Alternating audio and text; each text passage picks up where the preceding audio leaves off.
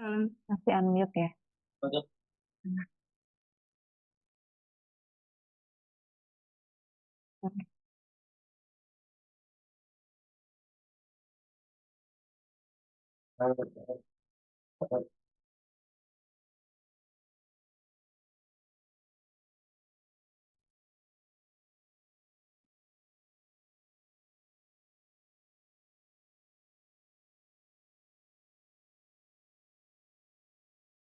Good evening, distinguished professors, respected speakers, honored guests, and dear participants from around the world.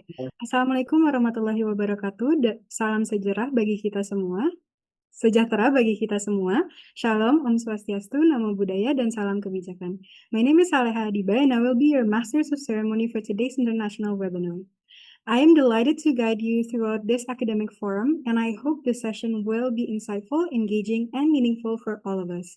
A very warm welcome to our international webinar entitled Sustainable Human Capital Management, Evidence-Based Models, Best Practices, and Lessons for Emerging Economies.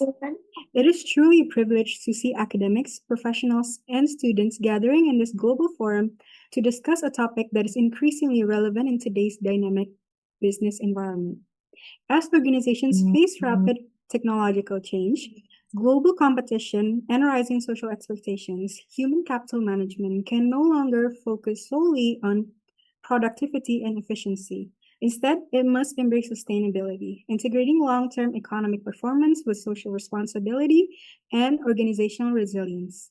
Today's webinar will provide valuable perspectives on how sustainable human capital strategies can be designed and implemented, particularly in the context of emerging economies. We are honored to be joined by distinguished speakers who will share insights from both Indonesia and Europe, offering evidence-based models, practical experiences, and strategic lessons that can guide organizations towards sustainable growth. We are deeply honored to be joined by our distinguished leaders and speakers, Professor Dr. Yolanda Masnita Siagian, MM, CIRR, CMA, CPM as the Dean of the Faculty of Economics and Business, Universitas Trisakti, Professor Farah Margareta, ME, PhD, CRP, CIFM as the head of the Masters of Management Program, Faculty of Economics and Business, Universitas Trisakti, Dr. Luki Adiati Pratomo, MM, CMA as the head of the International Class Program, Faculty of Economics and Business, Universitas Trisakti, Reniati Karnasi, SE, MM, CIFM as the head of the Excellent Class Program, Faculty of Economics and Business, Universitas Trisakti, Mr. Hedetenu MHRM, a lecturer and project leader at Utrecht University of Applied Sciences in the Netherlands as our international guest speaker, and Dr. Andreas Wahyu Gunawan Putra, MBA, CHRMP, MCE, a full-time lecturer at the Faculty of Economics and Business, Universitas Trisakti, as our Indonesian guest speaker. This international seminar is made possible through the strong collaboration and shared vision of the Master's Program of the Faculty of Economics and Business, Universitas Trisakti. Together with the International Program and the Excellent Class Program, this collaboration reflects our collective commitment to fostering global engagement, academic excellence, and cross-border knowledge exchange. By integrating the strength of these programs, Faculty of Economics and Business, Universitas Trisakti continues to expand its international network and create meaningful platform for dialogue between scholars and practitioners. Today's webinar is one of the tangible outcomes of that synergy, bringing together perspectives from Indonesia and Europe to enrich our understanding of sustainable human capital management. Once again, we sincerely thank all speakers and participants for being a part of this important discussion. To formally commence this international webinar, it is my great honor to invite the Dean of the Faculty of Economics and Business, Universitas Trisakti, Professor Dr. Yolanda Masnita Siagian, to deliver her opening remarks. To Professor Dr. Yolanda, the time is yours. Okay, thank you, Saleha. Okay, good evening, everyone. Our respected Dr. Luki, head of the international class, our respected Professor Farah, head of the Master of Management program, our respected Reniati, Ibu Reniati, head of excellent class, distinguished speakers, Mr. Hedi Tanu, my friend from Utrecht, and Bapak Andreas from Trisakti, and of course moderator and all webinar participants. Assalamualaikum warahmatullahi wabarakatuh. Good day and warm greetings to all of us, ladies and gentlemen. The world of work is evolving at an unprecedented pace, and understanding how individuals and organizations can grow sustainably has never been more critical. This webinar addresses that challenge through an in-depth exploration of job crafting, job demand, job resource, transformational leadership, work engagement, and so on. That's topics that are highly relevant to the advancement of management science today. These topics are deeply interconnected. Job crafting capture how employees proactive reshape their work to make it more meaningful, while the balance between job demands and job resource determine the extent to which employees can thrive and sustain their performance. So, the Faculty of Economics and Business Universitas Trisakti remains committed to providing meaningful academic forum that bring together scholar practitioners and students in a shared space for knowledge exchange. We hope today's discussion will not only enrich our academic perspective, but also offer practical insight with real-world impact. To our speaker, we extend our deepest gratitude for your willingness to share your expertise and experience. To all participants, we wish you a productive and inspiring webinar. Assalamualaikum warahmatullahi wabarakatuh. Thank you.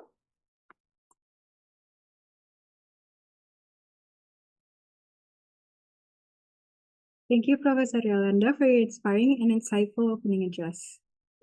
To continue the opening session of this international webinar, it is my pleasure to invite the head of the International Program, Faculty of Economics and Business, Universitas Trisakti, Dr. Luki Adiati Pratomo, to deliver her welcoming remarks. To Dr. Luki, the floor is yours. Good afternoon, Prof. Yolanda as our Dean. Good afternoon, Hedi and Andreas. Thank you for your coming for this webinar. I think this is very important for everyone. I mean, for the student and for the everyone who works in the human resource. So I think this is enough for me, Adiba. You can start directly to the Heditin. Thank you. Thank you, Dr. Luki, for your encouraging words and warm welcome. Ladies and gentlemen, we now move to the main session of today's webinar featuring our distinguished guest speaker. Our first speaker is Mr. Hede Nathaniel Tenu, MHRM, a lecturer and project leader at Utrecht University of Applied Sciences in the Netherlands. He has been serving at the university since 2015, where he teaches in both English and Dutch within the programs of Business Administration and Human Resource Management. In addition to his teaching role, he coordinates curricular development, study abroad programs, and internationalization initiatives, while also supervising the internship and graduation projects. Prior to becoming a lecturer, he worked as an HR advisor at Utrecht University of Applied Sciences, bringing strong practical and strategic HR experience into the academic environment. He holds a Master's of Arts in Human Resource Management from Arnhem and Nijmegen University of Applied Sciences. With both academic expertise and hands-on HR experience, Mr. Hede brings valuable insights into sustainable human capital management. Now, without further delay, let us welcome our first guest speaker, Mr. Hede Tenu. The floor is yours.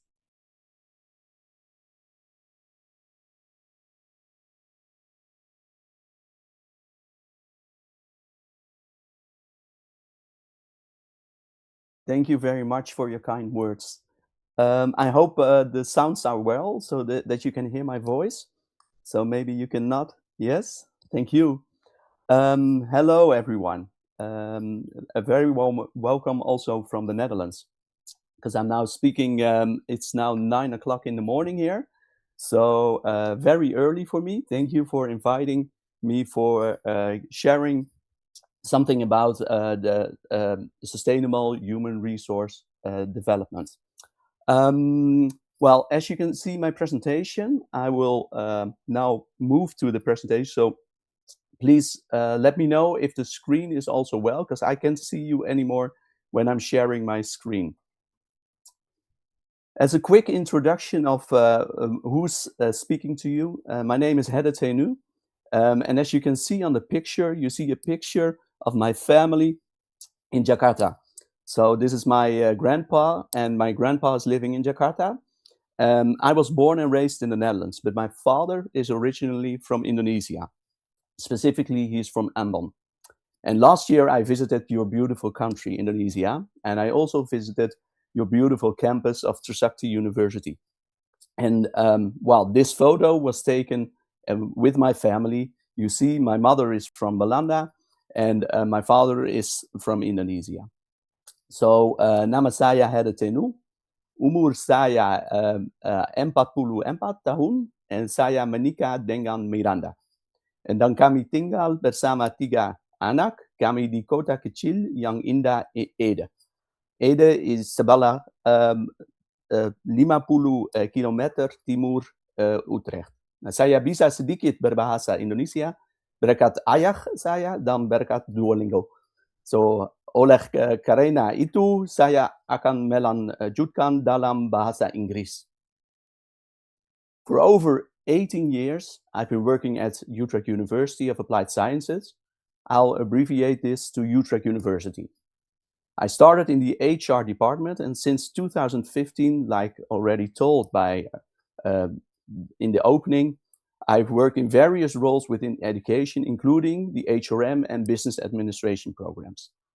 There, I'm a senior lecturer and project leader for various projects in the fields of internationalization and student well-being. And before I became a teacher, I was an HR advisor in the university. And during that time, I obtained my master's degree in human resource management. And my thesis was focused on the strategic roles and positioning of HR advisory within the university. And since then, I've also been teaching HR general programs and also learning and development, and also the HRM and business skills and project management. My objectives for you, and hopefully we can explore how Northern Europe and the Netherlands approach sustainable human capital management, and how these lessons can be applied globally, but also for emerging markets like Indonesia. The content of this webinar is that I want to share something about the conceptual foundations of sustainable human capital management, show you some European frameworks and models, and then explore with you some empirical evidence and research findings. I hopefully can share something about best practices from Dutch and European organizations, and maybe I can share some lessons, if I may call it lessons, because I think these are experiences that hopefully can give something to Indonesia.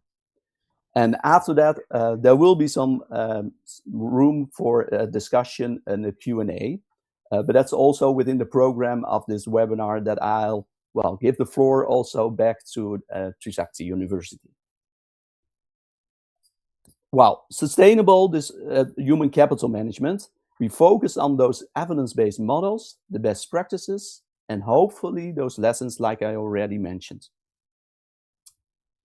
If we want to explore human capital management, then we need to know what is sustainable human capital management.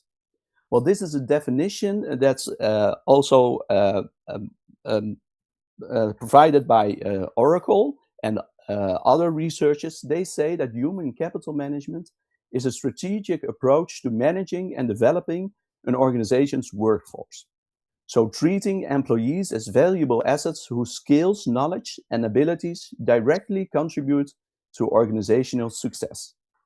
Human capital management encompasses a comprehensive set of practices, processes, and technologies designed to attract, develop, engage, and retain talent, while aligning workforce capabilities with business goals.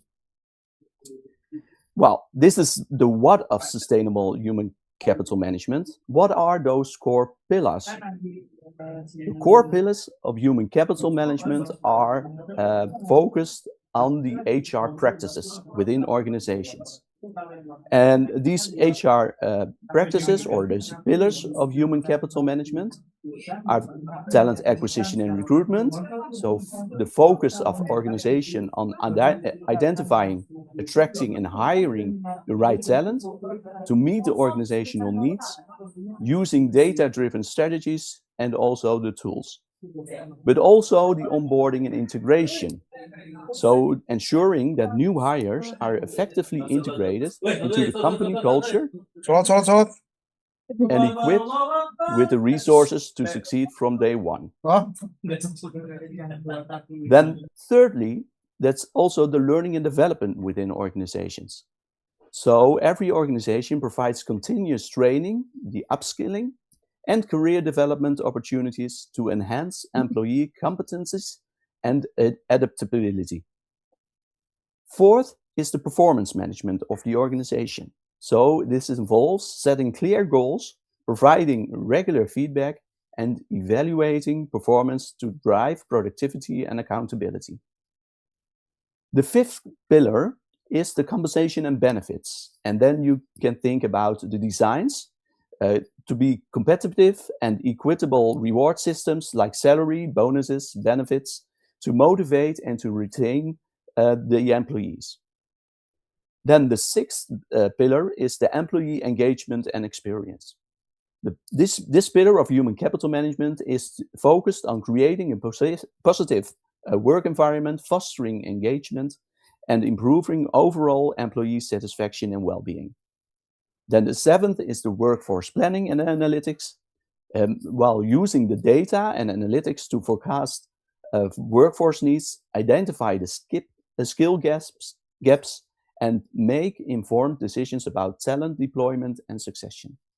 And the eighth and final is to prepare employees for future leadership roles and to ensure continuity in critical positions through targeted development and mobility programs.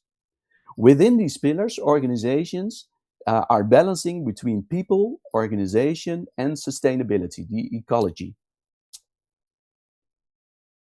But why is sustainable human capital management so important?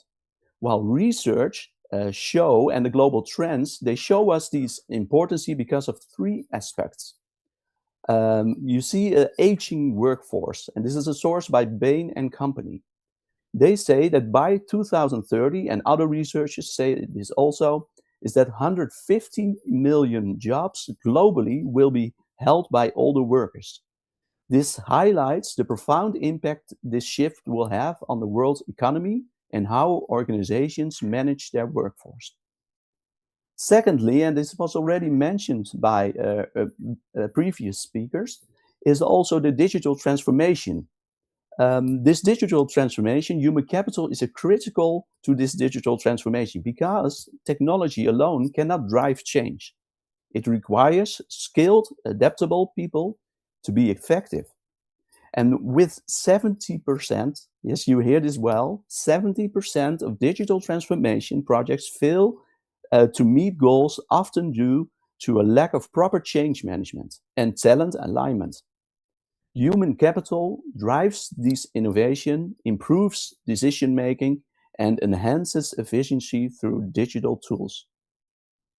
Thirdly, why is human capital management important? Is that there is a need for resilience. The statistics of that 70% of digital transformation projects that fail, well, widely attributed to research from McKinsey and Company and the Boston Consultancy Group, within these reports indicating that this failure rate is frequently driven by human factors, such as employee resistance, rather than the technology itself. So this research consistently showed that when transformation fails, it's rarely due to this technology. Instead, it's due to the failure to address the human element, like resistance and culture. This Boston Consultancy Group research has highlighted that resistance from management and employees or indifference is a primary cause of these failures, but also the human element of skill and gaps. According to the World Economic Forum, 63% of employers identified skill gaps as the biggest barrier to transformation. But there's also an inability to adapt. A 2026, so this year, Insight noted that 70% transformations fail because of the outpace their people's ability to absorb the change, emphasizing it's not about adopting tech, it's about adapting behaviors. And finally, the human element of the lack of change management.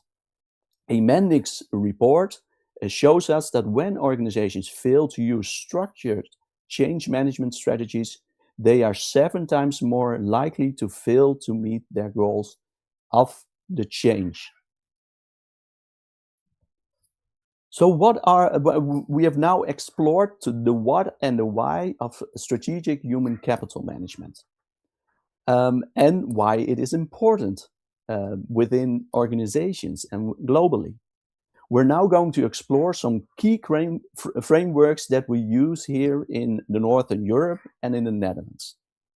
Since that Europe has a variety of countries and cultures, this webinar, or I will give you some information about the Northern and West Europe, because it's similarity with the Netherlands, but also there is a variety of cultures over the whole of Europe. I will first explain the framework, and then in the next slides, as you can read now the frameworks, in the next slides, we will explore the framework in the practices that are practiced within organizations. One key framework is the European Foundation for Quality Management. And this framework focuses on the excellence and continuous improvement of organizations, but also of the markets and the supply chains of these organizations. A second framework is the ESG and the CSR. And as explained, the ESG is environmental, social, and governance, and that's a data-driven framework assessing the company's sustainability. The CSR is the corporate social responsibility, hopefully globally known. It's a self-regulating business model focused on internal values. But we also have a framework here in the Northern Europe. Those are more the EU European directives or guidelines. This third framework is the legislation from the European Union or the guidelines focused on work-life balance, gender equality, and also green skills and development. So how are these frameworks doing or in practice shown? Well, first, the EFQM, the framework of quality, is a framework that is created to help value creation and leadership and transformation. It's a kind of a business model that organizations can use, and it is implemented in 3 aspects. First, the CSR, the corporate social responsibility within the purpose and the vision of the organization. And you see that CSR is not solely only defined in economic terms, but those are also linked directly to the United Nations Sustainable Development Goals, the SDGs. Secondly, you see that in the engagement, in the execution of the engagement, sustainability is integrated into the entire value chain. Instead of one-off donations, like the traditional CSR was giving money, for example, to charitable organizations, sustainability is integrated into the entire value chain. And For example, selecting suppliers are based on ESG scores. So they need to prove that they are more sustainable. Then the results, how is it implemented in practice in results? The society rules and the people results in the model are fueled by hard KPIs, so key performance indicators. And these are required by European reporting standards, such as the CSRD, that's the Corporate Sustainability Reporting Directive. So the soft values are measurable. Then the EU guidelines in practice. Well, the EU has legislation that is translated directly into concrete obligations and rights within the organization. One of those guidelines is focused as an example on the work-life balance. So there's a directive from in 2019 that in practice this means that employees have a legal right to at least, this is an example, 10 days of paternity leave, but also 5 days of carers leave per year for a sick family member. And also the right to request flexible working arrangements for parents of children up to the age of 8. Another guideline, as an example, is the guideline focused on gender equality. This focus is on pay transparency via the Pay Transparency Directive. And it's a balanced representation at the top. So companies must now prove that men and women receive equal pay for work of equal value. Then a third example of a guideline in practice is that the EU encourages that by 2030, at least 60% of adults participate in training every year. In practice, organizations invest in upskilling for the circular economy and also upskilling in the digital transition to remain competitive. While these frameworks, they are put into practices in different ways in countries within the EU. And I will now show you what I say is maybe the Dutch approach. The Dutch approach is focused on the polder model. Well, maybe you know the word polder, but in the Netherlands, it means that there's always consensus based on the social dialogue. And it's a system with where this consensus-driven approach is made into decision-making, involving collaboration between the government, the employers, and also the labor unions. It emphasizes the social dialogue, compromise, and long-term solutions to economic and social challenges. So there are multi-stakeholder negotiations, and it's balancing between the economic growth and the social welfare. And it has a focus on those long-term solutions. Secondly, we call it the flexicurity of the labor market with social security. So it's a labor market model that combines flexibility for employers, easy hiring and firing, with the security for employees, so unemployment benefits, training, and job placement services. We, as the Dutch, and I call myself half Dutch, try to ease labor market transitions and are encouraging lifelong learning and adaptability. Then thirdly, that lifelong learning is also implemented in certain ways. There are continuous initiatives to upskill the employees. Both in the Netherlands, there's a strong emphasis on that lifelong learning, where with government-funded training programs, we call it the STAP initiative. That's a budget that people can use, employees can use to get upskilled, but also a collaboration between education and industry. So corporate academies and partnerships with educational institutions. Well, to give you an idea where this comes from, I will now show you a cultural framework that we use here, and that's the culture. Thank you for being recorded. It's a cultural framework according to Aaron Myers. Aaron Myers has a cultural framework like Hofstede and like Shine, and it helps us understand the cultural perspective of the Dutch approach. I want to highlight three things of the polder model and the flexicurity, and also the lifelong learning and how it's framed in the culture map of Aaron Meyer. Well, the polder model is consensus-based and it's a social dialogue. And like Aaron Myers says, she says it's a consensual decision-making and egalitarian leadership. And why it matters is that these cultural traits foster innovation, collaboration, and adaptability in the Dutch organizations. Then there is the flexicurity, so the flexible labor market with social security. This is mapped in the culture map like a task-based trust and linear time scheduling. This task-based trust, this is trust built on competence and reliability. Like the Dutch say, we are very focused on trust-based relationship. But also the linear time scheduling, the Dutch can be very structured, punctual, and deadline-driven.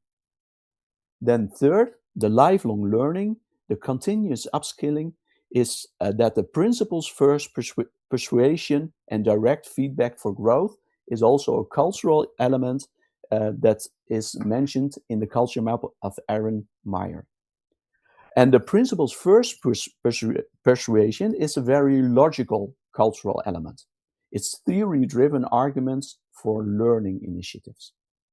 Then there's the direct feedback. The Dutch can be very direct, as you may know, and also very honest, like we say. And I do this with my fingers. I'm heading that it's a very, you can see it very well in the Dutch society.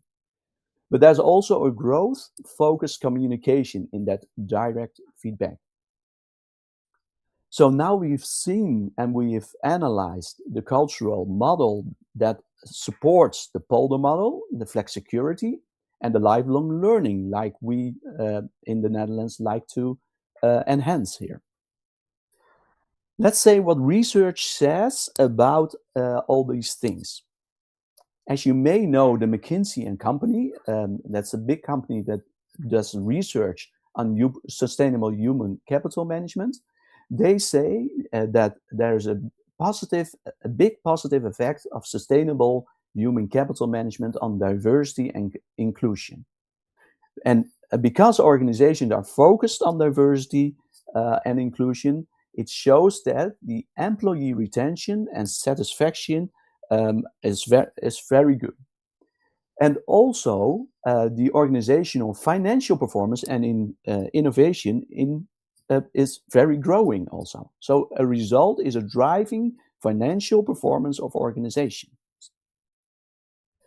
If we look at best practices that support this research, then there are three best practices that I'd like to show you. In the Netherlands, we have three big organizations that are globally active, and they have some initiatives that I'd like to show you. First, the Randstad company. The Randstad Group, they have a focus on employability and upskilling the employees. So there's an initiative of Randstad, and they call it the Tech Academy. This academy provides free training in digital skills for employees, but also for job seekers. As a result, more than 10,000 participants were upskilled in 2022, and that led to a higher employability, but also a reduced skills gaps.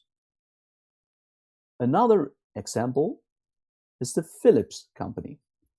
The Philips company had an initiative, and it was focused on sustainability-driven talent development. The initiative was called the Philips Green Talent Program and was focused on developing employees in sustainability and also in circular economy principles. And as a result, employees were trained in sustainability, and it contributed to Philips' goals of becoming carbon neutral by 2030. Then a third initiative is an initiative that ING has done. This initiative was an Accelerate program, and its aims was to increase gender diversity in leadership roles. And as a result, in those organizations that participated in this Accelerate program, 40% of senior management positions are now held by women and are exceed in 2025, so last year was very early. So it was very accelerated within the organizations of ING. So we have seen now some best practices in the Netherlands, but there are also some initiatives and best practices in Northern Europe or in worldwide, globally. As you may know, the organization of Unilever, within the retail management, they are active. They had an example of a plan where sustainability was integrated into talent development, with a result that there was an improved employee engagement and a reduced turnover. Another best practice from a big organization is IKEA. And as a Swedish company, IKEA had a focus on gender equality and work-life balance, with a result that there was a higher employee satisfaction and also a productivity raise. So it was also good for the performance of the organization. And the third best practice in Europe, and this may be also dubious if you look at it from a sustainability perspective, but Shell was also investing in future leaders with a focus on ethics and sustainability. They had to, because of the reducing fossil economy also. So their results were stronger leadership, and also it was beneficial to the corporate reputation, with another focus on renewable energy sources. So these are some examples that I wanted to show you that came out from the why and the what of strategic, sustainable human development management. So what may be some lessons or some things we can learn about it? And I also talked to myself in general, we can learn a lot, I think, from these examples. If we look at the emerging markets like Indonesia, there are maybe some key things that you can take away out of these examples. Firstly, there may be a chance to adapt European models to the local culture. And what I mean is that Indonesia's hierarchical culture can benefit from a gradual employee empowerment with respecting traditional structures. There are some Indonesian companies, and this is an example, and this is what research show. So an example is GoCheck. They blend the hierarchical leadership with agile, employee-driven innovation in teams. But there may be also a chance or a lesson we can learn to invest in lifelong learning, to upskill employees for the digital economy, like already mentioned by speakers before me. And what I have learned is that there is an example within the Indonesian government, and it's called the Digital Talent Scholarship. It's a program that aims to upskill the 100,000 workers annually in digital competencies. And there can be also a key takeaway in promotion of diversity and inclusion. And that is to leverage Indonesia's multicultural workforce. What I've seen is that Unilever in Indonesia promotes diversity through inclusive hiring and also leadership development programs for women, but also minorities within a society. And there can be also a fourth chance that we can take out of these examples, and that's the focus on ethics and corporate sustainable responsibility. And within this focus, it enhances the trust and competitiveness in these global markets. And as an example, I found the Bank of Mandiri, and Indonesia's largest bank that integrates CSR into its core strategy, focusing on education, but also on small enterprises and entrepreneurship development. You can find all the sources also in the presentation. So if you want to look up, I hope that the university will also provide the sources that I've sent to Trisakti. But these are some lessons, maybe, or some examples or chances that we can take out of those examples. But there are also challenges. And if we look at challenges, I may say that there are 3 challenges that there can be for implementation of sustainable human capital development. First, there is the cultural differences. Like I already showed you, I'm half Dutch, half Indonesian, but I was born and raised in the Netherlands. So those cultural differences, like mentioned by Aaron Myers, are, for example, in the power distance or in the hierarchical structures that are different in Europe than in the Asian context, like Indonesia. And for example, in Indonesia, maybe employees may hesitate to challenge its leaders, while Dutch employees are expected, like I already said, the directness, where they expect an open dialogue with their leaders. Then there can be a challenge in the resources constraint in the emerging markets. And those examples can be that for SMEs in Indonesia, there can be limited budgets for training or for technology or for creating the HR infrastructure. So you lack the resources for lifelong learning programs compared to European counterparts where it's already embedded in the structure of the European Union, etc.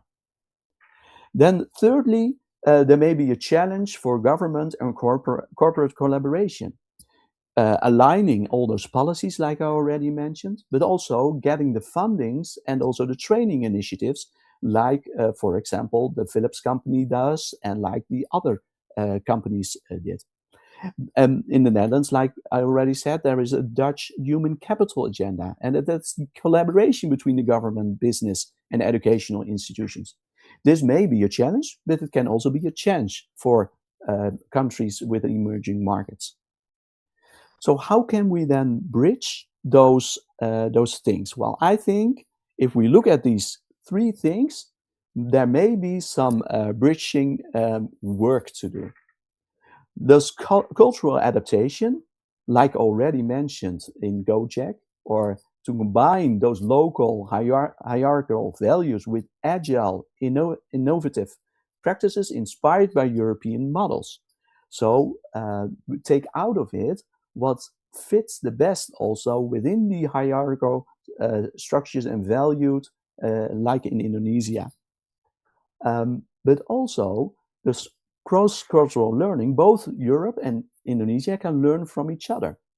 Europe can learn from Indonesia the relationship-based trust. And Indonesia may learn from the structured innovation initiatives that are mentioned, are happening within the Europe context.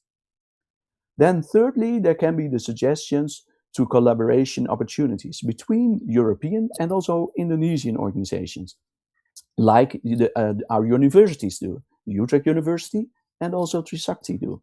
So we can learn from each other and share examples and partnerships and work together. Well, these were some ideas that I can, we explored together, hopefully. Hopefully it was inspiring for you. I have now, and hopefully it works, I have a question list open.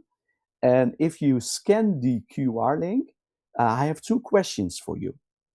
And the first question is, do you think that Northern European human capital management models can be successfully implemented in Indonesia? And hopefully when you press on one of the choices, then we see what you as, as the active takeaways think about this. And I hope it works. I've linked it to a Microsoft Forms, so it should be in my screen. And otherwise, then it's an initiative that we can share in another time.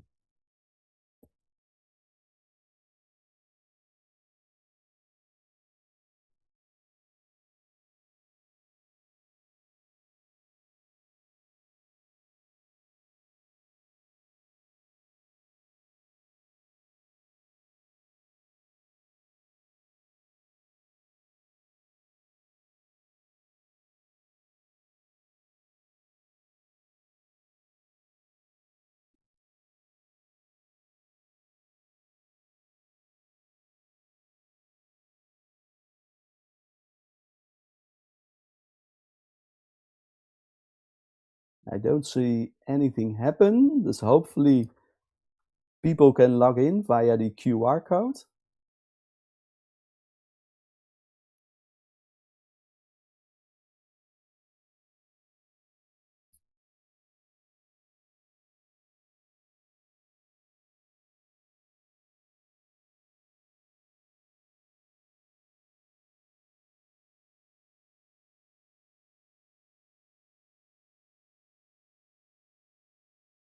I clicked on something in the other screen of Forms. So I will wait for 10 seconds and hopefully the bar will show us what you think.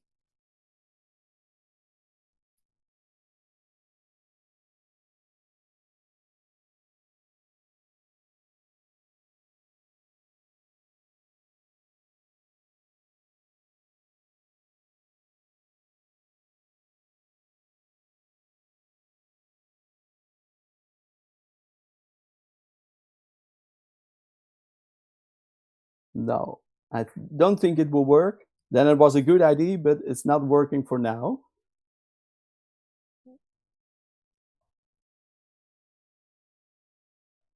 And I will go to the second question, and maybe this will work. What is the biggest challenge for sustainable human capital management in organizations in Indonesia? And maybe you can write it down for yourself then as a question. Is it the culture? Or is it the resources? Or is it more focused on leadership in organizations? It seems like a lot of people cannot access the website since we need like a Microsoft account to do so. Sorry. My apologies then for these questions. Then I have a third open question for everyone. And that is an open question. What is one lesson from today's webinar that you can apply in your work or your environment? And please write it down for yourself. And this may be also an opening for the Q&A session.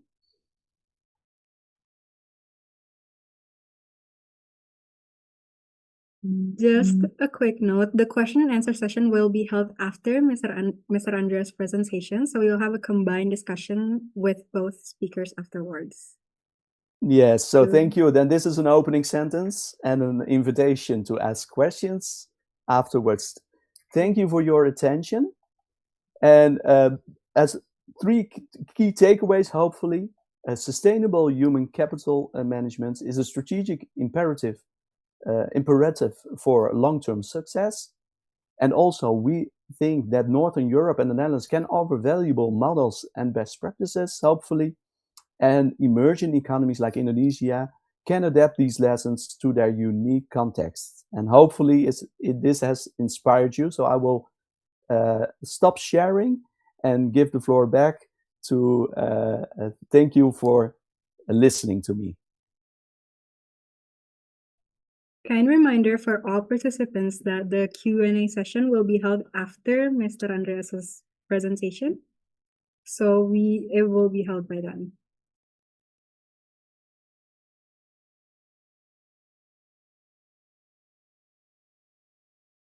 Thank you.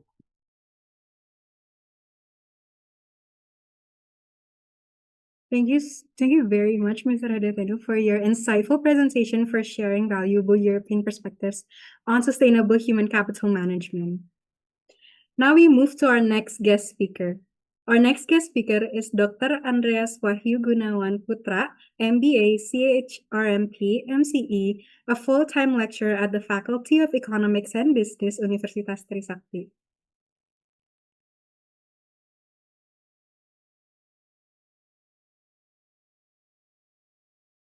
Sebentar, Mama mau cuci dulu ini ya. Please hold for the reading of Mr. Andreas' CV. Can anyone help me to share the material? Yes. Dr. Okay. Andreas holds a doctorate in management and MBA from the Sydney Graduate School of Management, Australia, with a specialization in human resource management and organizational behavior. With decades of academics experience, he has also served as the head of the management study program and head of the international and dual degree program at Faculty of Economics and Business, Universitas Trisakti.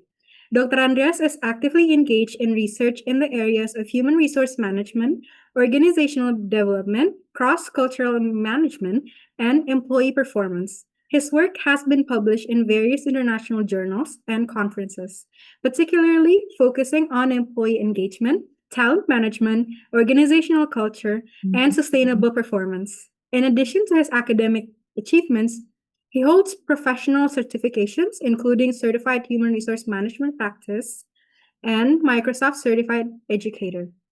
With his strong academic background and extensive research contributions, Dr. Andreas brings deep expertise, practical insights into sustainable human capital management. Without further ado, please join me in welcoming our next speaker. Dr. Andreas, the floor is yours. Can anyone help me to share my PowerPoint?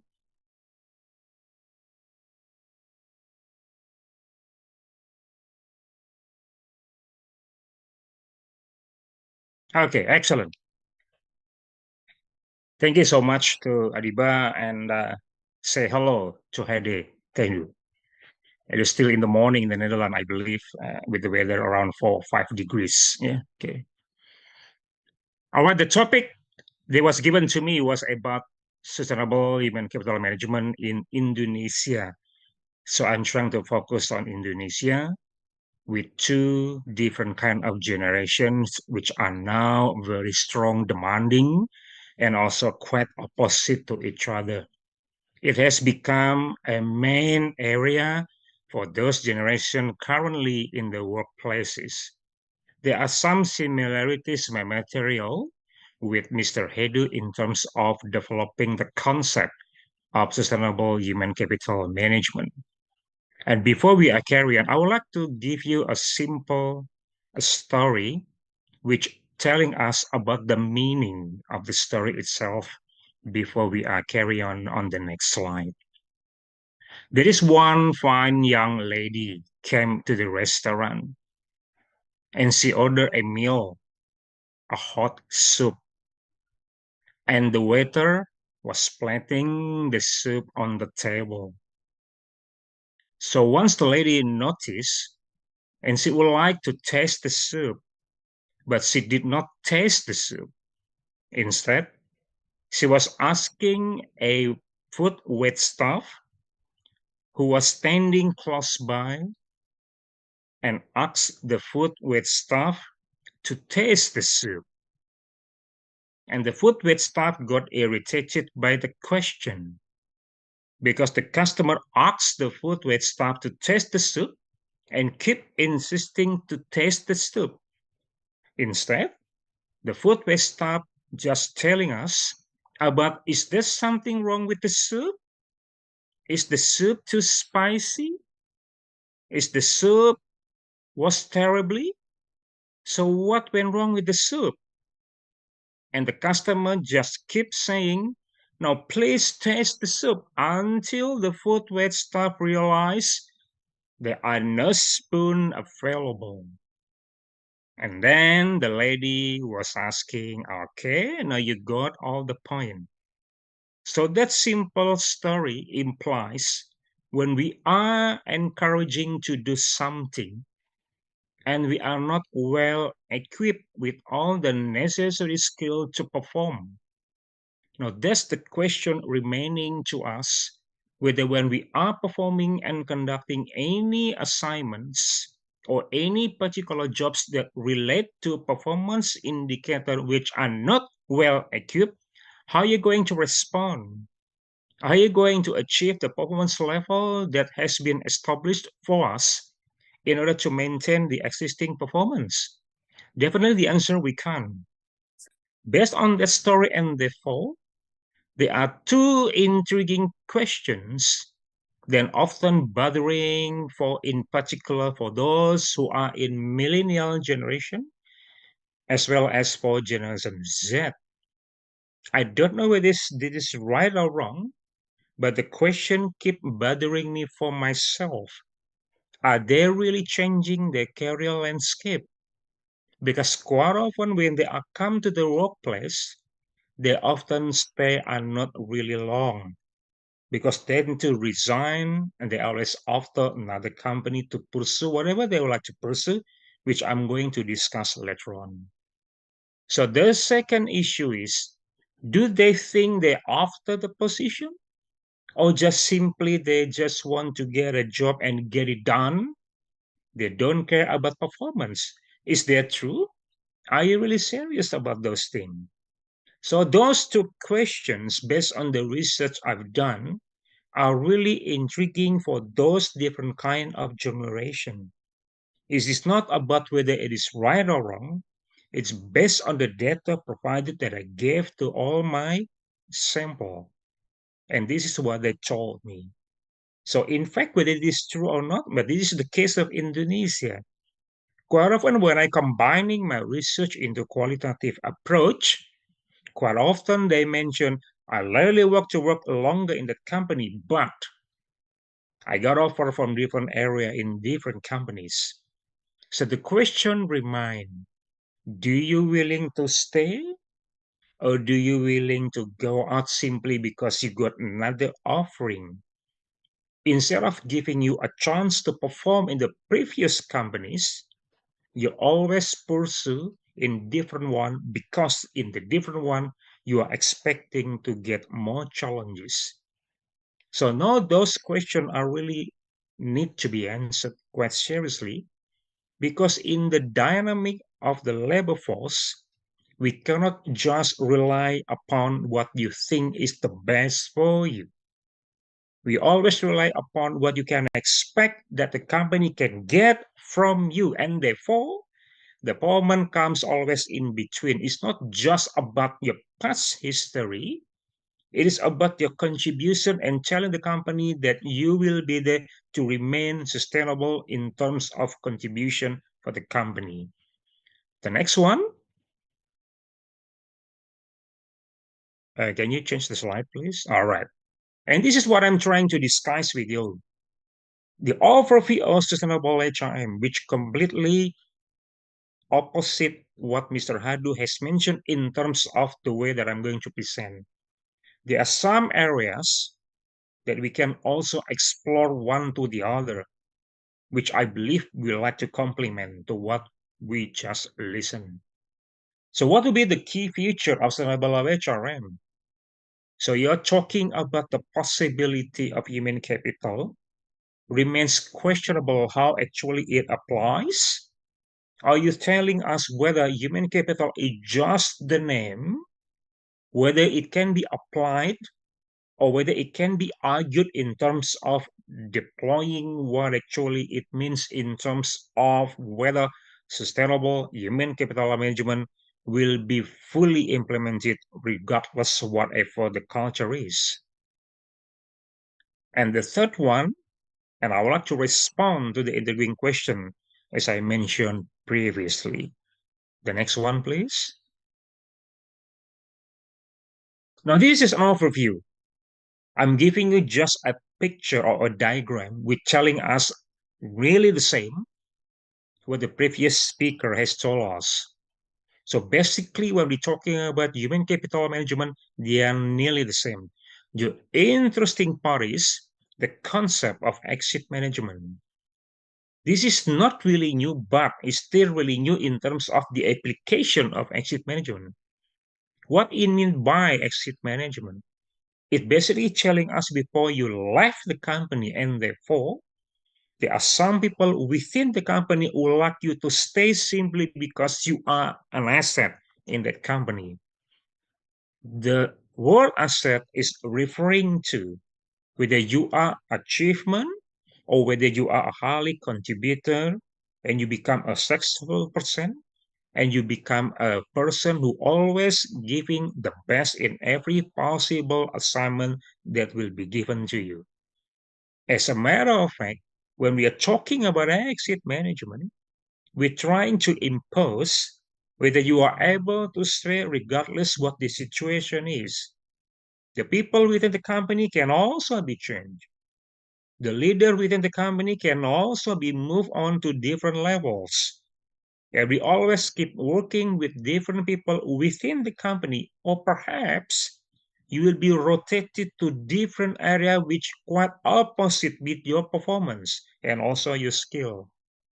So that the word exit management does not always necessarily mean you are leaving from the company. It could also you are doing like a job enrichment, job enlargement. So exit means that you're staying in one particular aspect of the job. In addition to that, you're also doing something else that is beyond what you are expecting from. And this is the work of upgrading skill is taking place. It's not just maintaining your skills. It's always talking about upgrading your skill as such, whether you can catch up with the necessary technological aspect within the company and also different area what you are expected from a different people within the company. So the issue remains, we are working a company not because we like working there, simply because I am so passionate to achieve whatever the requirements are needed. And therefore, when it comes to performance level, sustainable human capital management will give the answer how to respond to any issues in regards to whatever the environment is. So the next one of the slide. What are the benefits of having human capital management for the business? In particular, we want to recruit right talent. Right talent meaning we always recruit people who possess a necessary skill based on the job posting that you posted in the social media, in the public domain, in every requirements that you are giving out to the prospect applicants. So the right talent means when you get somebody on board, they always have qualification that you seek. It's not just about qualification and skill necessary, but we also talking about their behavior, their attitude to perform any particular assignment.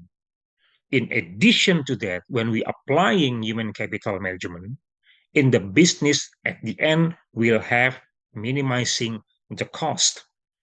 What do I mean by that?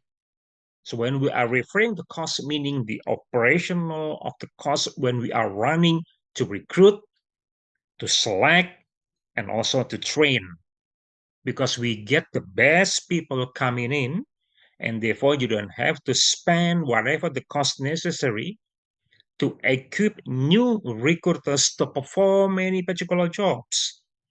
because you always got the best asset within the company and taking from different variety background within the job applicants.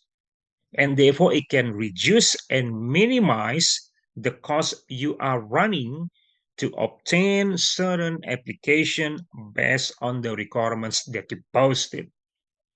At the end of the day, because you've got all talented people within the company, you would expect they will perform extremely better. They will perform within efficiency within the company. It may also apply the technological aspect to keep the minimum of the cost when you are running inside the company using all the assets that you got. Lastly, to make all the system more efficient and well organized. Rather than telling them what to do, it is very much for us just to share what needs to be done, and this is the way what it is, because you got the best people coming in, and they exactly know exactly what to do, and you just keep minimum all the aspect we just perform in terms of using the management capital. As a consequence, if we are applying all those 4 quadrants, we would expect at the end of the day it's not just the application of the model, it would also influence what the effect out of it. We are not just talking about revenue, we'll be also talking about sustainable growth to keep the company remain stable, and it is expected the company will go up in terms of the performance level. The next one, please. And because of that, to conclude what I said previously, there are 3 aspects of human capital management that we need to develop. Number 1, it is about acquisition. Using the approach of hiring some qualified people, whatever the requirements that you have, in order for them to get in. So the training itself is not just to make them well equipped, but it's a matter of training. It is more like whether you are able to adapt and adjust in the new workplace. And because of that, and therefore, we need to maintain a more engaged for those employees and to keep maintain their OCB or organizational citizenship behavior, and will be able to motivate those employees and produce outstanding performance which align with the strategy business unit. So you got talent acquisition in one hand, and also you got the management who are actually organizing all the talented people, not just to organizing, but you need also to develop the talent what they have in order to maintain the current performance level. At the end, it is expected the performance level can also be lit up. At the end of the day, it will certainly affect the performance of the company itself. So next slide, please. Now, what will be at the end of the day? We've been given a lot of concept and some understanding of sustainable HRM. So what are we talking about? It is about a guiding principle. It is about the integration of the policies within the company and the strategic business planning. So you've got the strategies in between. So you've got tactics how to accommodate the strategies are. And the below of service, you got employees who are ready to deploy and to perform. And on the top of that, you got all the business achievement that you're going to achieve. All the mechanism, all the system will make even a lot of executable if you got all the asset, which is the capital, that is the human themselves. Therefore, if you got all qualified people, whatever their background are, it is expected they can produce some valuable capital, valuable performance, and also as the basis to become a competitive advantage for that person who are working and also for the company.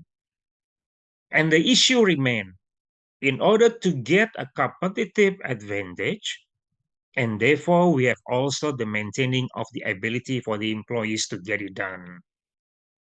Okay. And the third one is to act flexibility.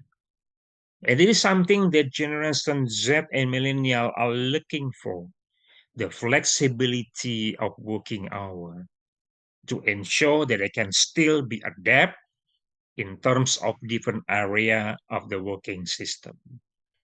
The next one, please. So what's going to be? So at the end of the day, we're talking about balancing with it left and right. We have quality of work life as well as work life balance. And also we're trying to maintain with the environmental issue in regards to what the company is now producing, what the company is now running. So at the end, we always go back to the asset themselves, which is the human, and focusing what happens in the future in order to execute what the company business planning is. The next one. So what the key feature? We are nearly there. It is about holistic employee well-being and work-life balance. As the previous speaker has mentioned, there are some similarities in between. And we need to focusing the environmental aspect to maintain the sustainability within the environment, in and outside. And we also focusing on the social aspect, people who are living surrounded by, and also the economic prosperity for people who are working there and also people who live nearby, so that they can ensure that they can also get the maximum out of it by supporting the existence of the company. And the third one is we are talking about green HRM. Everything has to be green. The process, the system, the mechanism, how we are running internally to ensure that we can minimize all the costs and we'll have certainly impact the environment themselves. And also we are talking about culture aspect in here. So what do you mean by itself? So culture is like a glue with the company to ensure that everybody who are working there have experienced a lot of method, the way we are doing things. So it's got to be top down and bottom up when we are executing about cultural issue. And also somebody who leads the company has to become ethical. Even though we can argue, it is hard to define when somebody is being ethical or unethical. But the question is, as a leader, you have to maintain about the ethical aspect that you business conduct, the way that you lead has to maintain the professionalism as a leader. The next one, please. Now here comes to the third section. How are we going to respond? Do you agree or disagree? Or maybe you can have something other things. Is that true? It is acceptable? In particular for those generation Z and millennial? You are changing the career landscape? You are pursuing what you are looking? Or you are experiencing in the previous one and then you're pursuing to different one? And therefore position is no longer the main goal.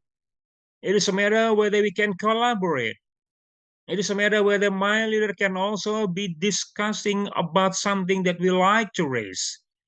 Are we having the opportunity to pose all the questions? Are we encouraging whether our leader can also motivate us in different ways? Even though we are doing routine activities, but the environment itself can help us to perform a lot better. So whether we got any chance to show us the capability what we have. So it is really changing the landscape. Because we are talking position, there's going to be checked a lot longer, in particular in these days. Is that true in this question? So we're going to respond whether it is applicable for those areas. in terms of those different kind of generation. Once again, this is research-based, and this is ideally in different areas may also be different result. The next one.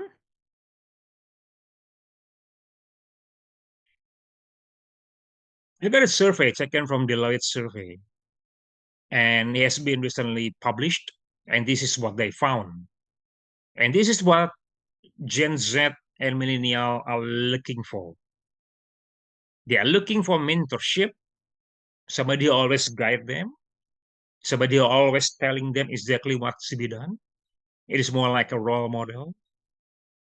And also the life balance with it myself inside the company and also my personal life.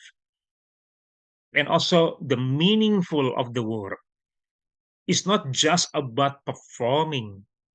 It is about the meaningful for an individual to achieve. So it is more like personal satisfactory. They can also be done accordingly to whatever they want to achieve. It's about job hopping. People are talking about disloyalty, but they have different concept when somebody is being loyal or being disloyal. But the aim is the career trifecta. And this is what they are looking for. Of course, we need some money, and therefore we always discuss about salary. But the second one is the meaningful of the job. It's not just about doing things, it's about has some meaning out of it. And also well-being. Yeah. And the third one, the ambition is not just about gaining the position in the hierarchy level. It is about upgrading skill and self-development. So when it comes to generation AI, and therefore we can find 30% change job within 2 years as strategy for growth. So according to the research taken from Deloitte, the maximum for Gen Z and millennial just about only 2 years. It could be more than 2 years, but basically it's not just about the number. It is about the possibility for those two generations to develop the skill they have in different organizations. The next one, please. And this two generations will make up 70% of the global workforce by 2030. Interesting contrast with previous speaker. By 2030, aging workers are already in workplace. As opposed to sustainable workers, the global will be covered by Gen Z and millennial in some sense. Yeah. The ambition high position, they're about continuous learning, foster growth. In addition to that, 60% leadership is okay. But at the end of the day, Gen Z also want to develop their skill. So what Deloitte research has found was basically nearly the same concept as the previous speaker has given us all the aspect. The next one. And this is what happened to Grab. It is about quick commerce. It is particularly a business that delivers the goods and services in an hour or less. In the business term, it is called gig economy. It is very mobilized, very mobile. A lot of people want to click, and then all the existing products and all services will be delivered to your doorstep. And how does it go? And how does it imply in the current workplace? Well, this is the issue. In Indonesia, it has become a very common business practices. The next one, please. So I've got 3 questions for review. Given the previous slides that I just told you, what are the most effective methods for identifying high potential candidates? And are going to have the strategy to reduce turnover in key departments? How can the company capitalize on technology to improve recruitment and talent acquisition? And how do you develop a strategy for global talent management and diversity in modern organization? There's the idea of Hofstede mechanism in the cultural hierarchy come into place. The next one. To conclude my presentation, so any of strategic HRM strategies will eventually transform human resources from a support function, that's the keyword, into a driver of corporate sustainability, enhancing competitiveness while fostering a positive impact on society. 3 keywords: changing to become a driver, sustainability, and competitiveness. At the end, we'll have a positive impact on society. The second one, job hopping. It has become adaptation. It is not something negative. It is about pursuing your self-development and to achieve your satisfactory level within yourself. The next one, please. Thank you. And this is the motto, one-stop learning for sustainable development. Thank you, Adiba, and thank you for all participants.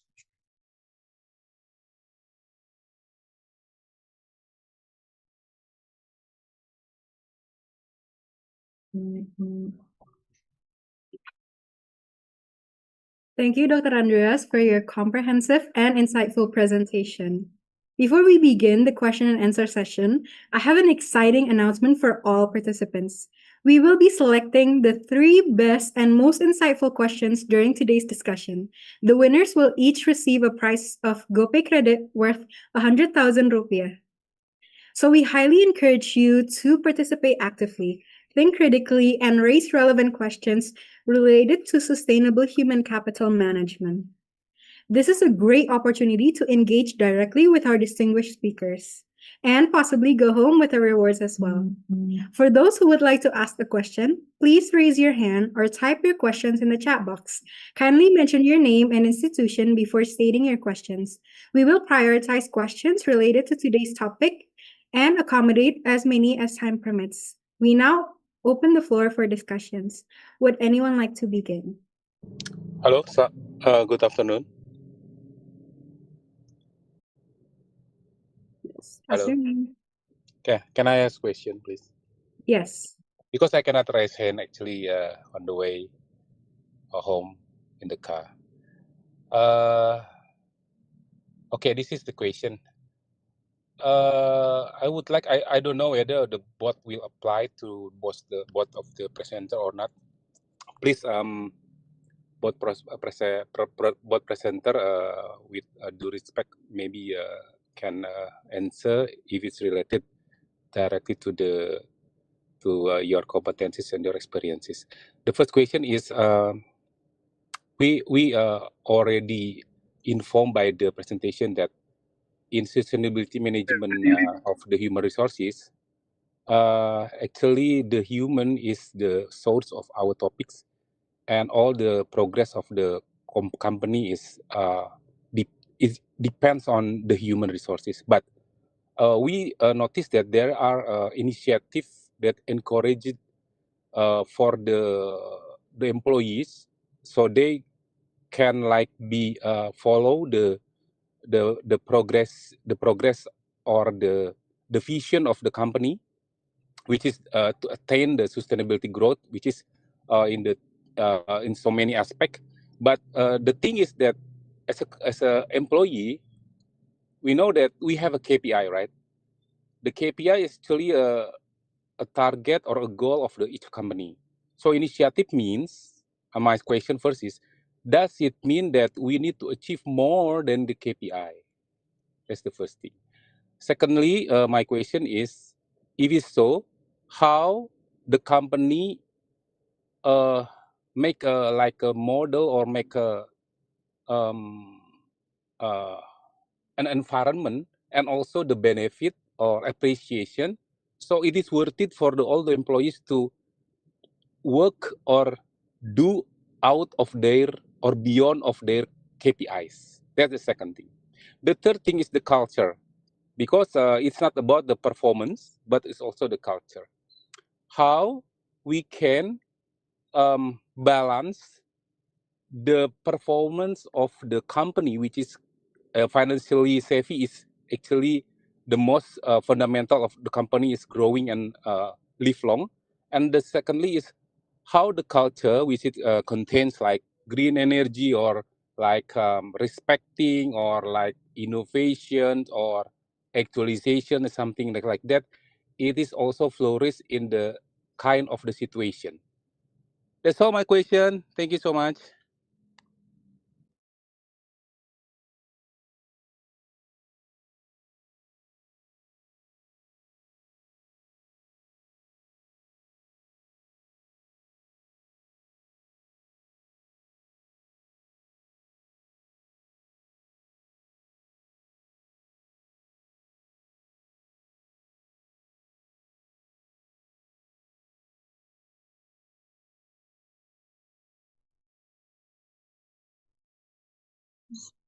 So maybe Mr. Hedi or Mr. Andreas will answer the question first.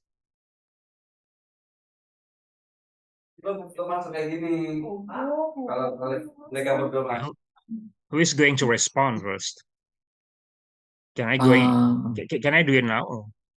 Yes, please do. Okay, no problem. Please, All right, after thank you. that. Okay. All right. Okay, there are 3 questions. I'm trying to summarize. You got KPI, okay, and you got culture, and in between, you are also questioning how actually those two go one in hand. Yeah. So yes, to some extent I agree. KPI is not just about the indicator whether employees are able to perform. Indicator is just an indication for us whether any aspect of job requirements can be fulfilled. And that's it. If you achieve KPI, do you expect that I will tell you, hey, you've done great? No, I'm not going to say that. I'm going to tell you that, hey, you're doing excellent because if you achieve beyond the KPI. So KPI must be exist within the company to ensure every staff must be able to perform based on their skills they possess. Without KPI, we can do anything. It is just an indication whether you and I can perform. That's it. If you perform much what we expected, and therefore there are some other areas that you will get, but that's not the issue. The issue is you got KPI. The question remains, how are you going to achieve those KPI? It comes to the next question. It is all cultural aspect within the organization, whether the leader can actually facilitate staff to perform. There are 2 different areas in this case. Number 1, you can do because you like the job. You can do because, hey, I've done before and I've got some specific skill to perform. I don't have any doubts. But the third one, you got the skills, the job is quite opposite of what your skills. There is only one person who is able to convey your skill that will match up with your prospect work itself, which is somebody who has a ability to lead. Now that's the issue of leadership style come into place. So you got all the skill, which are not really relevant with what your job. In between, you got somebody else to guide you. And that's the whole idea. From my slide, sustainable human capital management can become a principle or as a guidance for employees to perform. In order to do that, and therefore you need a glue, which is a culture, to equip within all the employees and also the strategic business goals. In order to achieve all those areas, and therefore you need some certain aspect to foster your learning ability. The third one, the question really intriguing to myself, how can we develop or create an environment that is really matched with what we need? No, we cannot. The environment is already there. All that we as employees come in the organization, there are 2 things that you must do. Whether you can adapt or whether you can adopt. If you fail to do any of those things, and therefore you definitely cannot perform. You always blaming the area, hey, this is the main area that I cannot really perform because of this and that. So you're playing the victim in this sense, which is okay to quite sometimes. But the question is, if you have the ability to adopt and adapt, and therefore those 2 components will eventually help you to transform with your skills in order to perform. So those areas are really related to each other. So that's my response. Thank you. Thank you, Mr. Andreas. Thank you, Pak. I can maybe also combine this with a question of Miss Devi Rima. I will choose, sorry, my connection, I lost my connection, so I will go to the chat again. I read a question that was about how can organizations also stay profitable and also stay sustainable and also focus on human capital development, sustainable human capital development. And therefore, maybe in combination with what Mr. Andreas already said, it's all about meaningful mentorship, I think.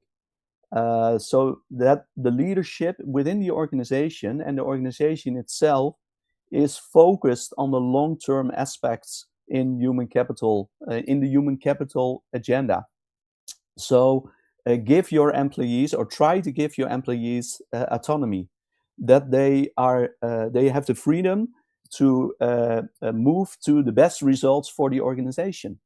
And that means something that they need to adopt the skills, but also need to adapt to the circumstances also within the organization, like Mr. Andreas already said. But it also means if you have an open culture where people can address the things, it is also that they need the tech support and they need to have a focus on the results.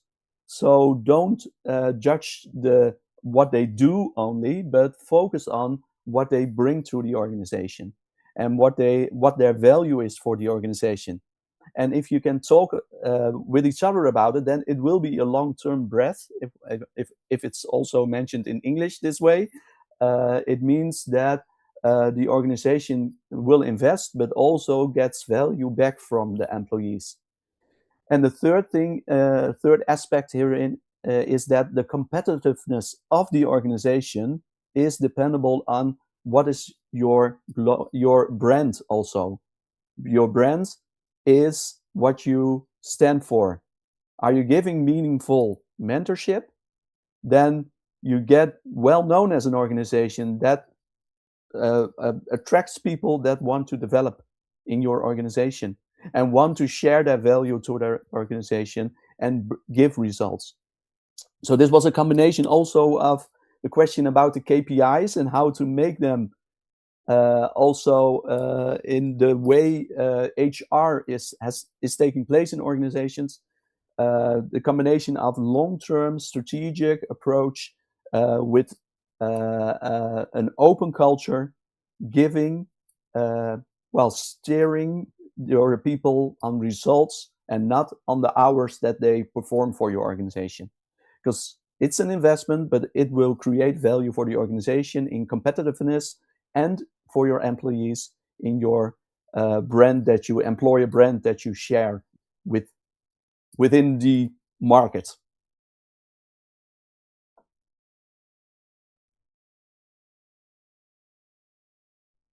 Is there another question you want to answer, Mr. Andreas? So I have one other, maybe Miss Margaret, that had a question, but it's not visible in my chat anymore because I lost connection. So maybe you can repeat the question, Miss Margaret.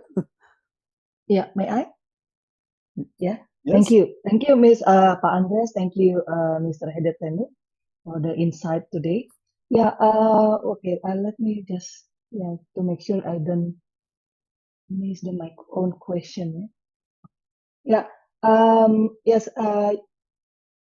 Especially for Mr. Hedetenu, previously you share about the insight related to the sustainable human capital management.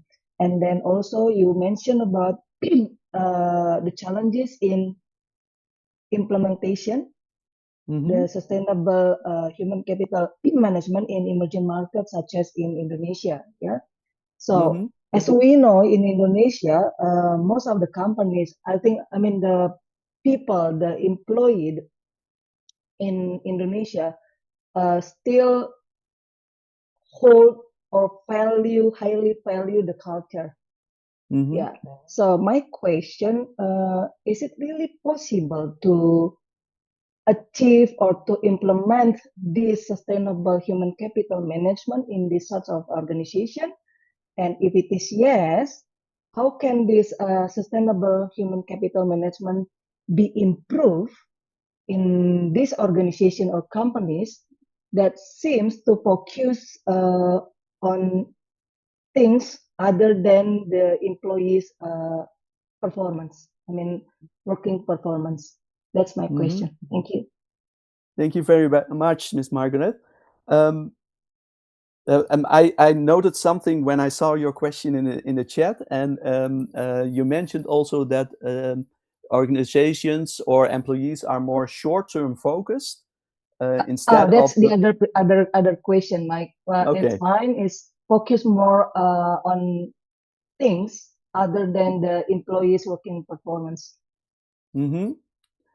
So it's kind of the question that I maybe already addressed Yeah, a more or minute less, ago. yes. And I think it's a combination of the long-term aspect for the organization, and also what is necessary to stay attractive as an organization also. So the competitiveness of the organization. Am I correct in your question? Yeah, where the culture is still highly valued in that organization. So I think it's I'm not the. I was thinking about it also. Me as a person, I'm not a guru who gives the answers to all the people. But what attracts me in your question is that I can maybe raise another question. I think the people itself are so important to encourage them that they see the urgency that is within the organizations. That if we don't move and stay in our culture, we have our traditions and our culture, so that's good, and stay within that context and help each other out to go together to that point where it's attractive that everyone wants to develop in the organization. And maybe it's a combination with what Mr. Andrea said, and hopefully I answer your question correctly, and maybe he can add something. I think Gen Z is asking for attention. They are asking for there's in this disturbing world, and also maybe in the culture in Indonesia, there are a lot of things happening, and they need guidance and they need help in yes, you can be. It's a safe environment to develop and to perform, and together we are contributing to the world outside also. And the world outside for me is now a little part in Indonesia where I'm now talking, but it's mostly in my direct context. So help people in their direct context to within the cultural aspects to address everything that they the obstacles that they come to, and help them overcome those obstacles with guidance and mentorship. Is that an answer to your question? Or maybe Mr. Andreas has something? Yeah. Yes, Mr. Adi. Allow me to add something what Miss Margaret was asking, the issue of organizational culture. But basically, when we're talking about organizational culture, we are talking about that is the identity, who we are. And also the culture itself can provide and can become a norm, a value to develop that we can also back on the organization itself. As I mentioned earlier, the culture has become like a glue within the company. We always correspond to what the organizational culture is. Culture is really crucial in one aspect. It's not just about the hierarchical system, as Mr. Ade pointed out. It is about power distance, the ambiguity, cultural experience.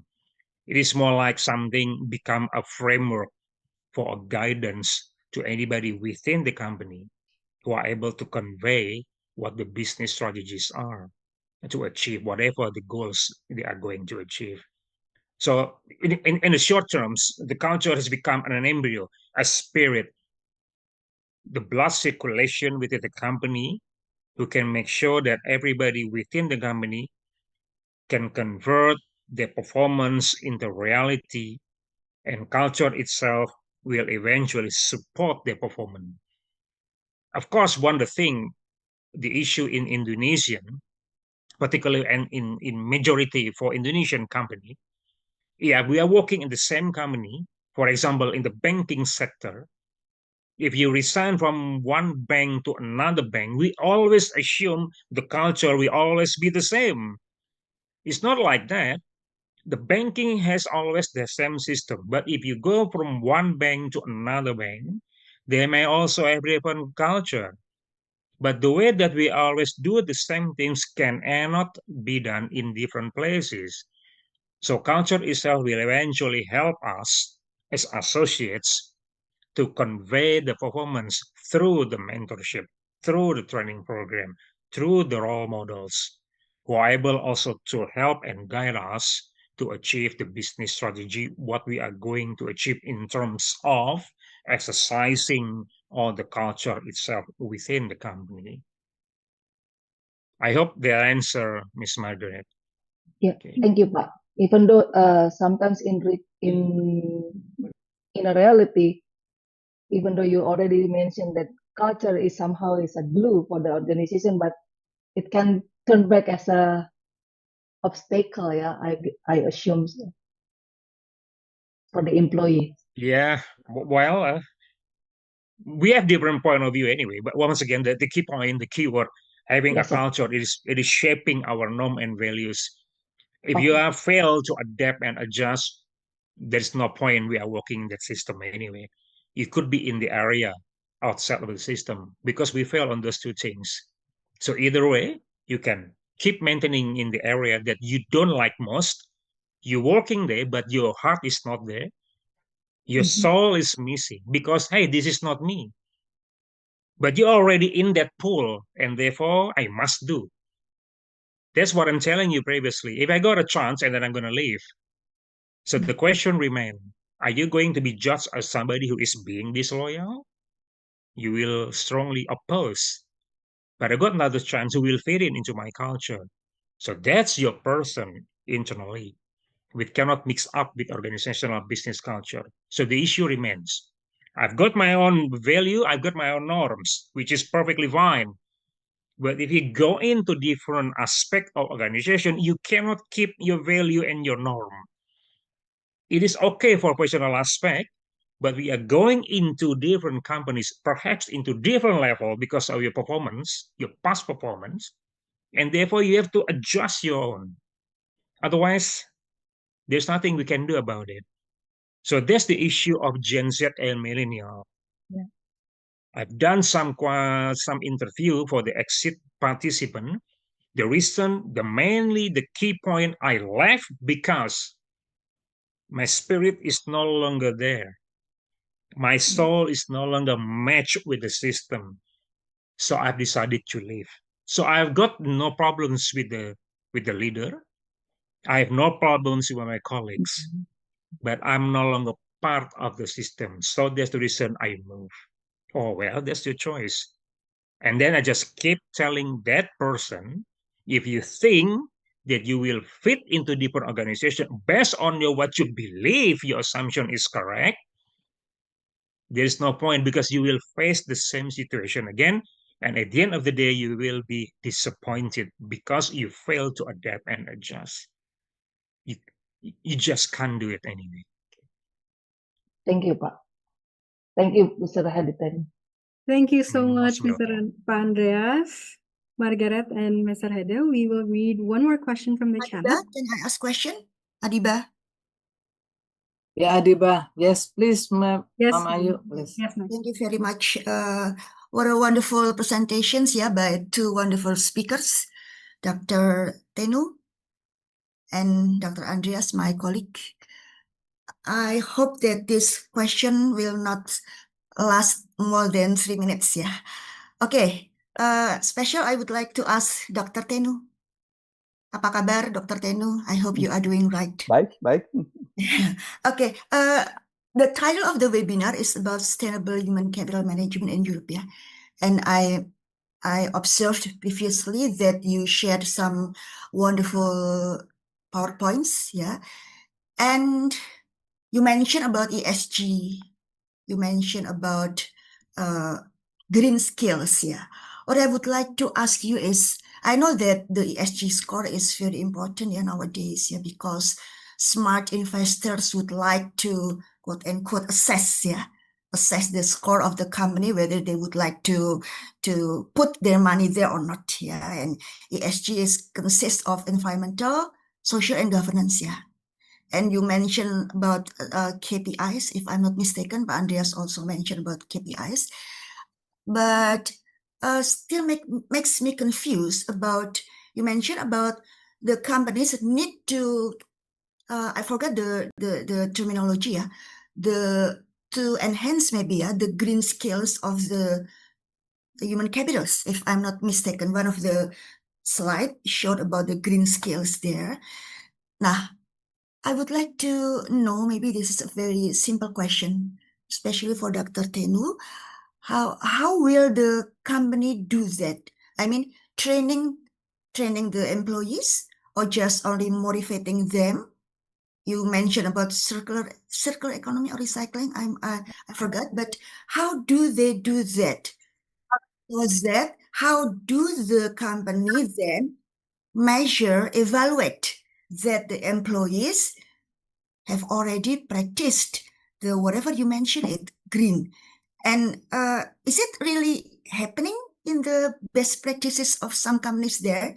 Yeah, that they do the training about the upscaling the green skills, and then how do they do that? Yeah, in measuring and assessing the green skills of the employees. Thank you, Dr. Tenu, for your next explanation, and maybe Andreas can also add some explanation also. Thank you. Thank you for your question. You say it's a very simple question, but I think it's a very complicated question because Yeah, I agree.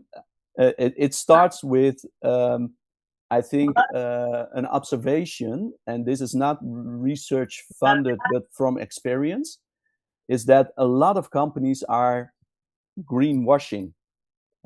So how do you explain and show that you're really doing your talk? You say that you are green. How do you perform green? And how do you measure that your employees are also as green as you say you want them to be? Because, like you mentioned in the beginning of your question, investors want to put money, but also want to get profits from what they invest. So it's well, it's maybe is dubious, the good word, where the company is balancing on that line where they show their talk, like I mentioned in the beginning of my answer. I think if you have if you value real green performance, then you organize it, but that's maybe the European way also, in the Dutch way. You organize it as well as possible in your organization. So you need to make smart goals, and your KPIs must be very specific in what you're contributing to the environment and to developing your people. And I know the HR well, the HRM itself is searching for data, is searching for what are those specific KPIs that we can address. But I think it should be an open conversation, a direct conversation in what are we contributing to society, to the SDGs, to this aspect within society. I'm glad that I work at Utrecht University, and we have high standards in performing green. And this is with, ups and downs. But we set specific goals and we address them, and we have open conversations in how we can achieve it also. So it's if I can ask it from my observations, answer it from my observations, then I would address it this way, that it is to show what you're telling and to invest and give energy to it, and also show that you're investing in your people. And that's easier to say in a, well, governmental organization like my university, and I don't know how Trisakti as a university can do this, but also what companies can do is have the conversations and show it in specific KPIs, in, well, measurements that you can do. And maybe Mr. Andreas, you have some additions to it from your perspective? Yep, thank you, Mr. Heidi. Interesting question, and also quite challenging in terms of defining and measuring key metrics of KPI using green HRM concept. The initial idea of applying green HM, basically we are trying to reducing using paper, the hours spent on employee training program by using and also adopting some method. In the olden days, usually we spend like 5 or 6 hours per week in order to keep the training level up.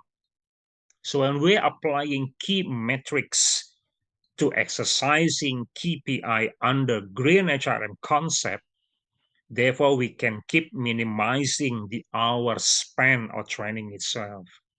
So modify the training concept is not just about upgrading existing skills, upgrading your knowledge, but it can also exercising the training of the environmental aspect. For example, like minimizing using paper, keep minimizing the hours spent on training. Rather than spend hours in the training room, we can modify by adopting technology. So you can access through the training material in whatever that you like to do it. You just click there and you can learn from the technological aspect of the training. So there are no people involved. There is also cost minimization.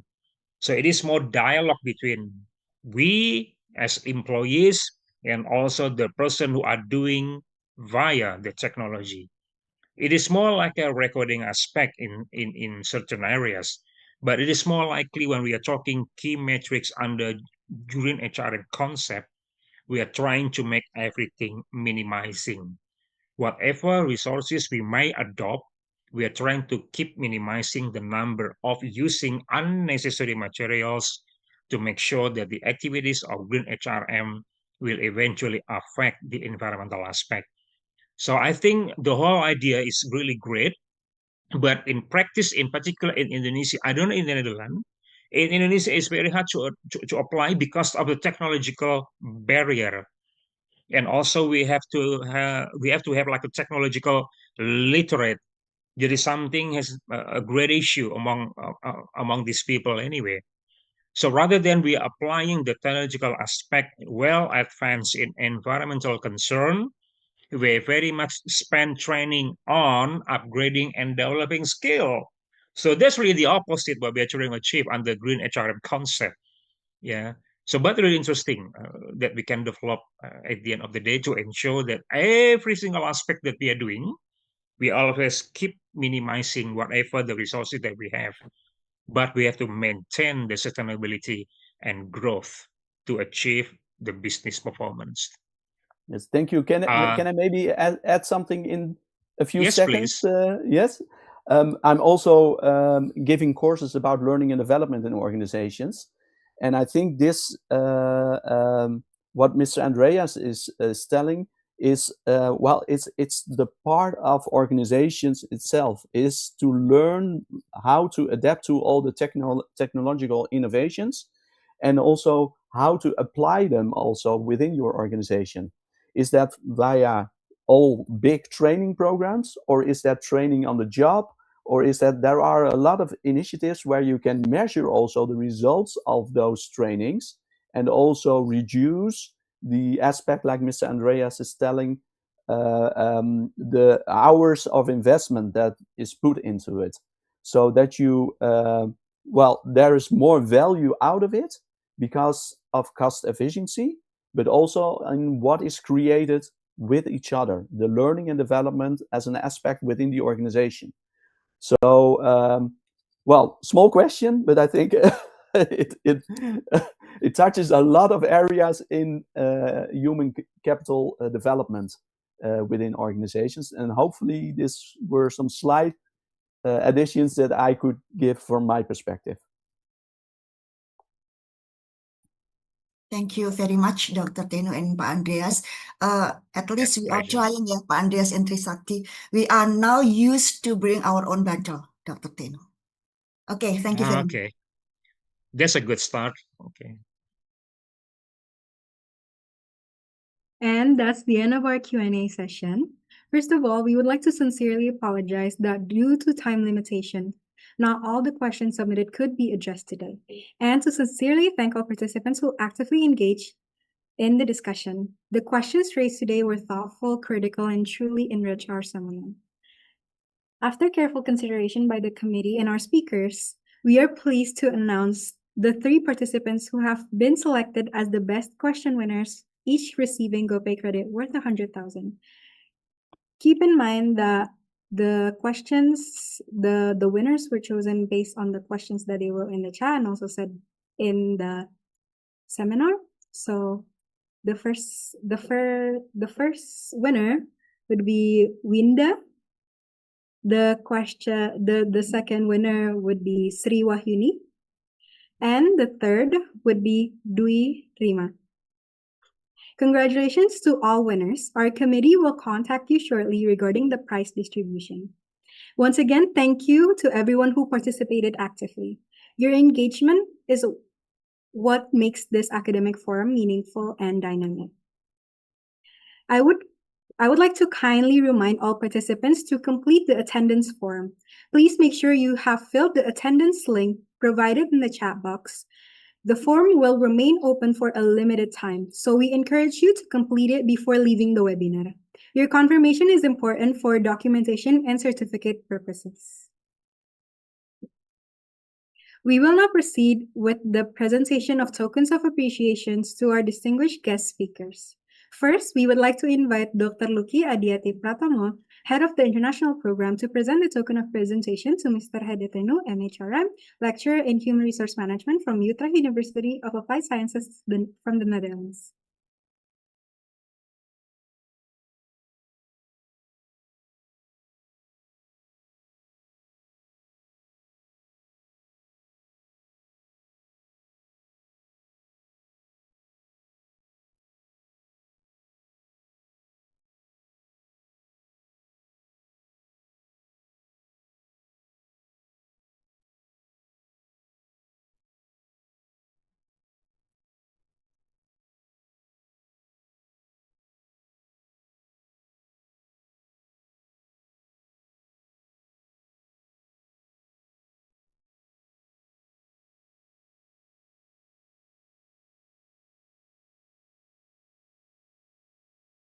Thank you.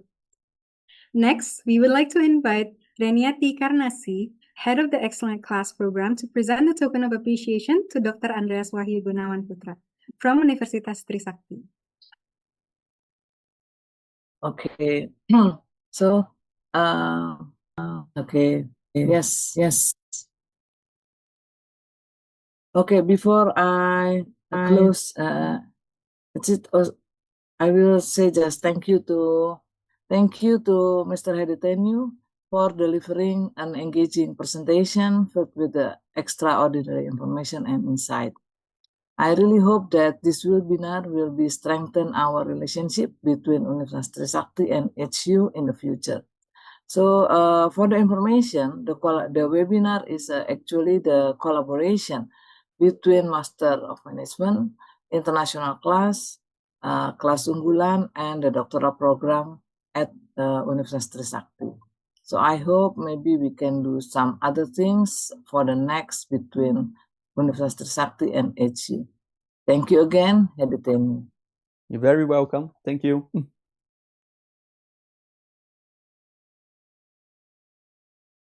Yes, Adiba, next. Next is from Ms. Reniati Karniasi to Dr. Andreas Wahyu Gunawan Putra. Okay, thank you, Adiba. This certificate is proudly presented to Dr. Andreas, which is my colleague, for your valuable contribution and as a speaker at the international seminar.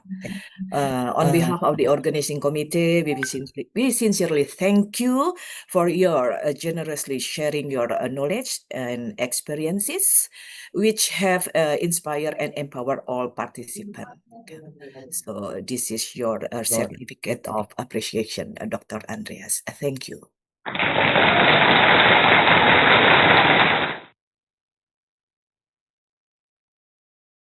Pleasure. Thank you so much.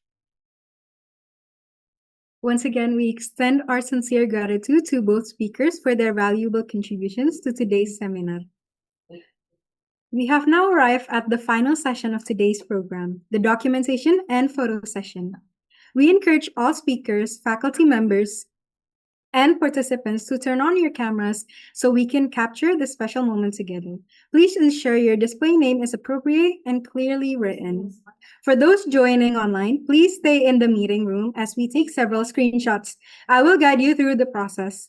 On the count of 3, please smile for the camera. 1, 2, 3. Thank you. We will take one more photo for safety. Once again, 1, 2, 3. Thank you everyone for your cooperation. We have now reached the end of our international webinar entitled Sustainable Human Capital Management, Evidence-Based Model, Best Practices, and Lessons for Emerging Economies. On behalf of the organizing committee, I would like to express our sincere gratitude to our Dean, Professor Dr. Yolanda Masnita Siagian, MMCIRR, CMA, CPM, for her opening remarks and continued support, to Professor Farah Margareta, ME, PhD, CRP, CIFM, to Dr. Lucky Adiati Pratamo, MMCMA, and to Renyati Karnasi, SE, CIFM, for their leadership and collaboration in making this event possible. Our deepest appreciation also goes to our distinguished speakers, Mr. Hadetenu MHRM from Utrecht University of Applied Sciences, and Dr. Andreas Wahyu Gunawan Putra, MBA CHRMP, MCE, from Universitas Trisakti, for sharing their valuable knowledge, research insights, and practical perspectives. Your contribution have provided us with a richer understanding of how sustainable human capital management can be implemented effectively, especially within emerging economies. To all participants, thank you for your active engagement throughout the thoughtful questions, and enthusiasm throughout the session. Your participation has made this academic forum dynamic and meaningful. We hope that the discussion today will not end here, but will continue through research, collaboration, and practical implementation in your respective institution and organizations. With that, I, Saleha Adiba, as your Masters of Ceremony, would like to officially close this international webinar. Thank you for your presence and participation. Wassalamualaikum warahmatullahi wabarakatuh, and have a wonderful day ahead. Bye. Thank you. Thank you, Mr. Ade. Good afternoon in the Netherlands. Thank you, Adiba. Thank you.